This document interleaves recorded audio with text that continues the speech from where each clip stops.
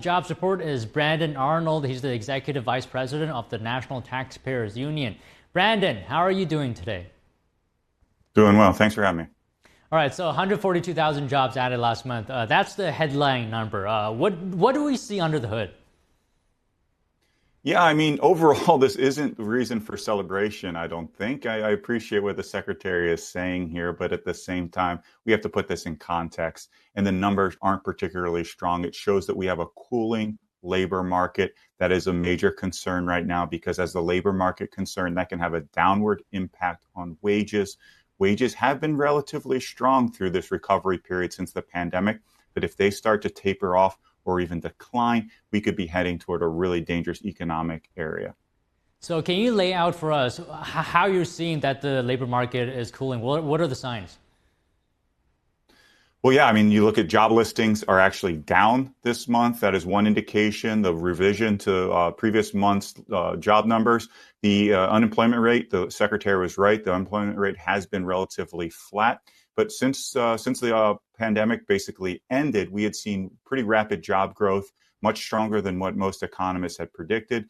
We had seen the unemployment number start to fall considerably. But now that it's plateauing, that does suggest that we're in a cooling phase here, and that can have major implications for consumer spending, for people's ability to pay off debt, which could create huge economic problems, of course, for these individuals and small businesses. So you can have these cascading impacts here if these indicators are part of a longer trend here of an economic downturn.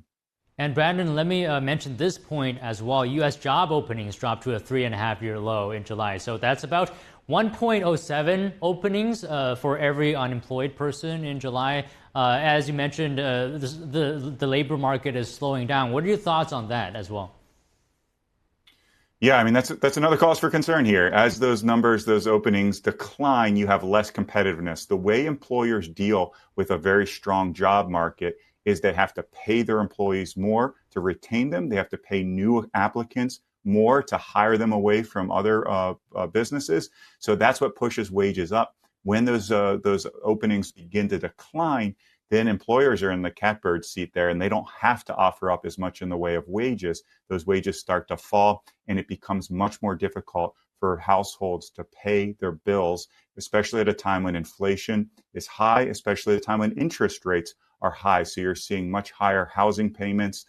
Credit card bills are much more difficult to pay off. So all these things, again, can snowball and really start to hurt working class Americans quickly. And your thoughts as well in the rising number of part-time workers as opposed to full-time. What does that mean? Yeah, I mean, I think that's a part of that can often be part of just cyclical changes in the economy. But some employers are more hesitant to offer up a longer term, more costly employment arrangement. If you're paying a full-time worker, not only you're paying them the salary or wages, you're also paying them benefits oftentimes, and that can be far more costly on those employers. When they start to have a less in the way of money to deal with, one of the things they do is switch to more part-time arrangements. Those part-time employees don't have quite as high a price tag attached to them as the full-time employers, and it gives them a little bit more flexibility to reduce labor costs. So that's another sign here that we're facing tougher times in terms of labor markets right now. What about the Federal Reserve likely cutting rates in September? How much of an impact will that have? Will that help with things? Yeah, I'd say that's almost a slam dunk at this point. You know, we're going to get inflation data next week, and then the following week is when the Fed will meet next. And I think it's almost certain that they're going to cut rates probably to the tune of a quarter of a point. And yeah, I think that will help. That will stimulate more economic activity, helping to reduce lending costs. And you just think of people right now that are in variable rate mortgages or people that have tremendous amounts of credit card debt. You know, those payments are extraordinarily high because interest rates have been so high since the Fed started taking action a few years ago. These people need some relief here, and I think it'll come in when the Fed meets in a week and a half. And I do think that'll have broader economic impacts as well. It'll stimulate more economic activity. The risk there is it could drive up inflation, but I think the need is so pronounced right now with the job market starting to show signs of weakness and potentially consumer activity following suit. All right, Brandon, thank you very much for your thoughts today. Thanks a lot, Don. Appreciate it.